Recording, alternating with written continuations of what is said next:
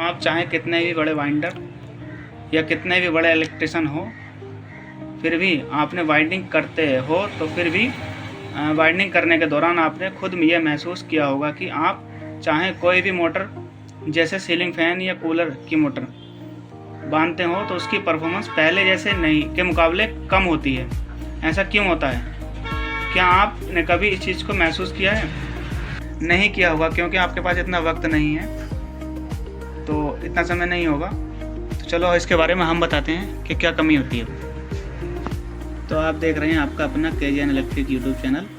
तो दोस्तों, कमी कोई ज़्यादा बड़ी नहीं है, कमी बहुत छोटी सी कमी है। जो हम लोग इसकी कटिंग करते हैं उसी के दौरान वो कमी हो जाती है। तो कमी क्या होती है, पहले आप ये चीज़ देख लें कि ये जो पंखा है इसकी कोर कितनी फ्रेश है, कहीं से किसी तरह से फैली हुई नहीं है, ठीक है। और जो हम लोग कटिंग करते हैं वो यही कोर फैलती है। तो वो किस तरीके से होती है वो दिखाते हैं हम आपको। ये देखें, ये पंखा है, बिल्कुल फ्रेश पंखा है एकदम, इसकी कोर कहीं से भी फैली हुई नहीं है। तो वो यही कमी होती है जिसकी वजह से कोर फैलती है और आपकी स्पीड जो है वो डाउन हो जाती है। तो इसे काटने का सही तरीका क्या है, किस तरह से नहीं फैलेगी। हम लोग काटते हैं, जैसे देखो वो कमी यही होती है कि देखो जैसे ये स्टार्टर है, इसका ये स्टंप है, स्टेटर भी बोलते हैं इसको। तो ये देखो कितनी बुरी हालत में हुआ है, ये सब बिखरा हुआ है। तो ये काटने के दौरान ही होती है। अगर ये फैला हुआ होगा तभी भी स्पीड नहीं दे पाएगा वो, और ये अगर ये टेढ़ा अंदर को दब जाएगा तभी भी स्पीड नहीं देगा, या ऊपर को दब जाएगा ये इस तरीके से इधर को, तब भी नहीं स्पीड देगा, क्योंकि उसकी मैग्नेट अच्छे से नहीं वर्क कर पाएगी। मैग्नेट जब पूरी नहीं होगी तो वो स्पीड भी नहीं दे पाएगा। तो ये देखें आप, जैसे ये फैला हुआ है, तो आप कटिंग इतने अच्छे तरीके से करें कि ताकि ये फैले नहीं। और कटिंग करने का सही तरीका क्या है वो हम बताएंगे आपको। तो दोस्तों, आप लोग ये वाला कटर भी इस्तेमाल करते हैं बहुत से लोग।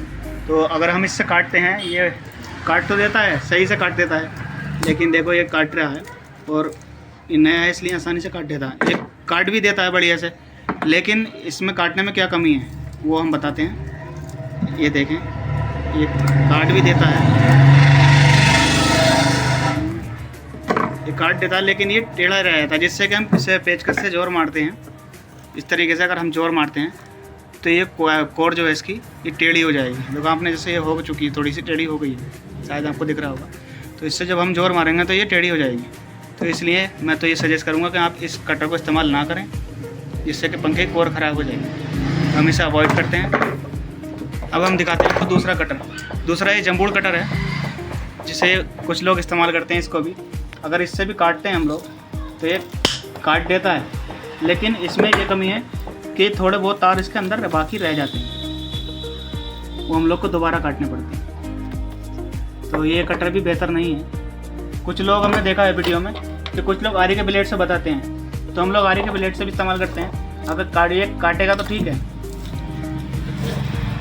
ये काटता भी है कॉइल को, लेकिन इसमें कमी क्या है,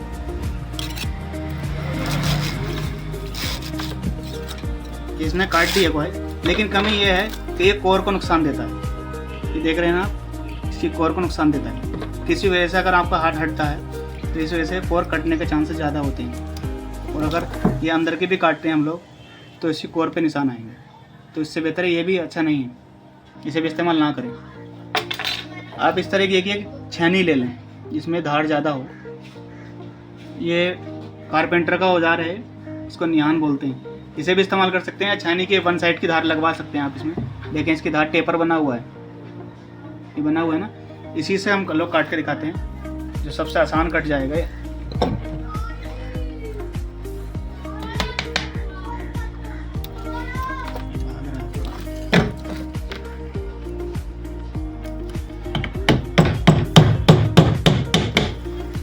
इससे क्या है कि इससे कोर ख़राब नहीं होगी बिल्कुल। ये देखें, बिल्कुल बहुत बढ़िया तरीके से कट रहा है।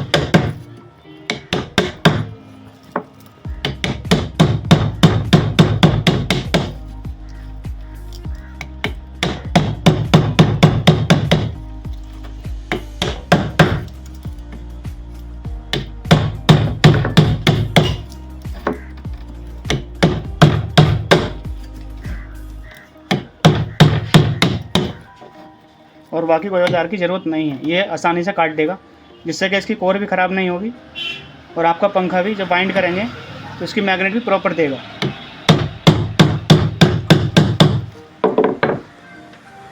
तो दोस्तों ये हम इसे काट चुके हैं, कटिंग कर चुके हैं इसकी। ये आसानी से यहाँ रख के इस पर चोट मारेंगे तो ये आसानी से कट जाएगी। तो इसे हम निकाल के दिखाते हैं। ये देखिए कितनी आसानी से निकल जाएगी, बहुत ईजी तरीके से। आप पेचकस भी इस्तेमाल कर सकते हैं। ये देखा हाथ से भी निकल रही है ये। तो आप इसकी बहुत ही शार्प तरीके से कट जाएगी आसानी से। जैसे हम निकाल रहे हैं इसे हाथ से निकाल सकते हैं, फिर इसकी भी ज़रूरत नहीं है। और इसके बराबर से देखें कि ये कोर भी ख़राब नहीं हुई है। तो ये बहुत ही आसानी तरीके से पूरा पंखा खाली हो जाएगा।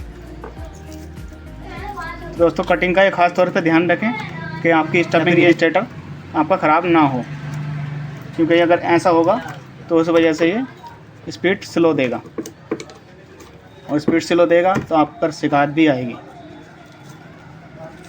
तो वीडियो को पूरा देखें और चैनल को सब्सक्राइब और वीडियो को लाइक ज़रूर कर दें। ये देखें कितने इजी तरीके से निकल रहा है।